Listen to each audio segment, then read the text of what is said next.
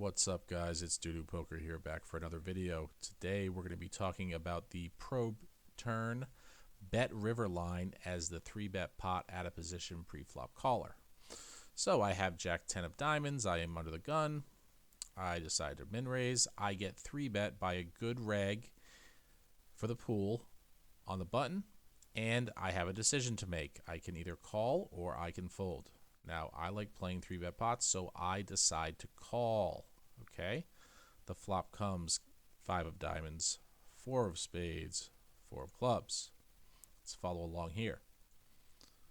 So I call. Now, the flop comes 5 of diamonds, 4 of spades, 4 of clubs. I check. He checks back, okay? So very unorthodox. Let's see if a solver checks back.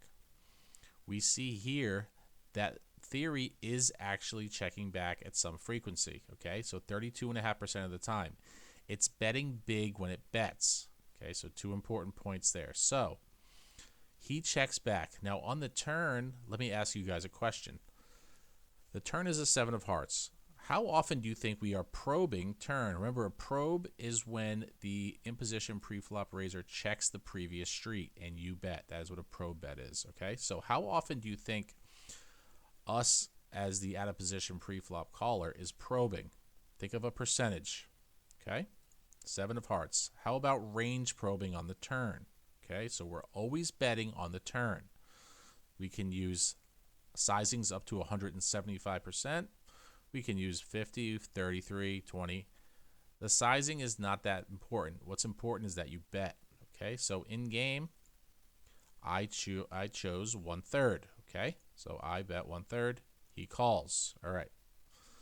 So let's follow along here. I go 1/3. He calls. Now the river is a queen of clubs, so we completely miss. We have nothing. We have napkins, okay? Now here, I can bet or I can't check. I can bet or I have to choose my sizing with the bet, okay? So in game, I chose a smaller sizing. Now a solver doesn't like this sizing. It likes bigger.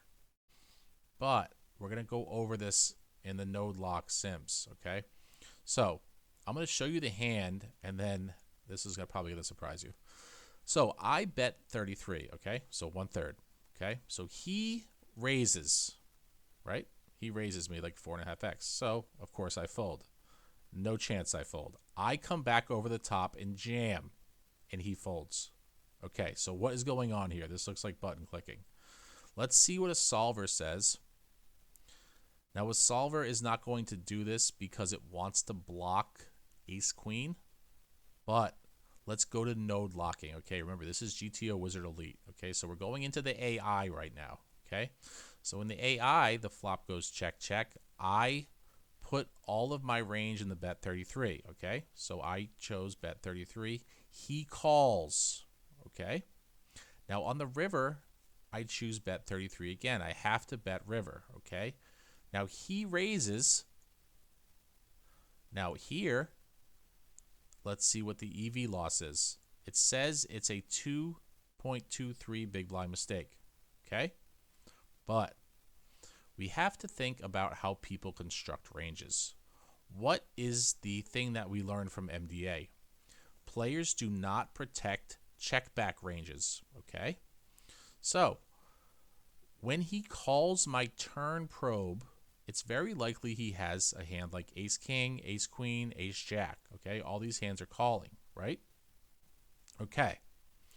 Now, when the river comes a queen, that makes ace-queen less likely, right? Because there's a queen on the board, okay? So let's say he has 16 combos of ace-queen on the turn. Now he only has 12 combos, but he still has 16 combos of ace-king and whatever combos of ace-jack he has. Okay, so when I bet, it looks like I have a hand that wants thin value, right? It looks like I have pocket sixes, 7-6 suited, pocket eights, pocket nines, right? It really looks like I have that hand because let's look at data. This is MDA field as the 3-bet pot out of position. check, bet, bet, under the gun, and hijack are combined versus in position. What do we see from my bet sizing? Check, bet 30, bet 30. It's over bluffed. But remember, the dark green is bluffed with pairs, okay? So I am pocket pair heavy. I'm pocket pair heavy here, okay? So it's very likely in his mind that I have a hand like pocket sixes, 7-6, ace 5, eights, nines, right? So he is incentivized to raise with his ace king, with his ace jack. Okay, this is an MDA line. Okay, he's using an MDA line versus me. Okay, so I suspect this in game. So what I do is I take it a step further. I 3-bet bluff river.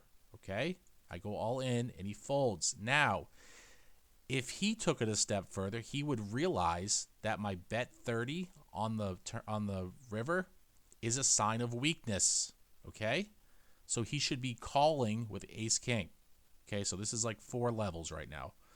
The first level is me betting small. The second level is him raising. The third level is me jamming. And the fourth level is him calling with ace high. But he didn't get to the fourth level, so he folded. But the thing is this is what's important. You have to think about how people construct ranges. Okay, people do not protect their check back ranges. You also have to think about incentives. We know that from an MDA perspective, from the button's point of view, this is over folded, okay? So he's incentivized to raise. Once the queen comes here, ace queen becomes less likely. Now it's more likely he has ace king from combinatorics, right? So when he raises, if he's raising all his ace king, it's more likely he has ace king than ace queen. So we jam, okay? We jam. Now, thankfully it worked out, but we just have to understand the thought process. That is what's important. The thought process is they don't protect check back ranges. They're very ace high heavy on the turn. Once they get to the river, they're incentivized to bluff because it looks like I have a hand like 6s, 7s, 8s, or 7-6. Okay, so kind of a lot going on here, but also very, very important. This is one way you can use MDA. When someone uses MDA against you, you can always take it a step up, right? We take it a step up. We know he's over bluffing, so we in turn rebluff him all in. All right, guys, that was a cool hand. Please leave any comments in the comment section, and I'll answer them. New video every day, 9 a.m. Eastern Standard Time, and I will see you in the next video. Take care.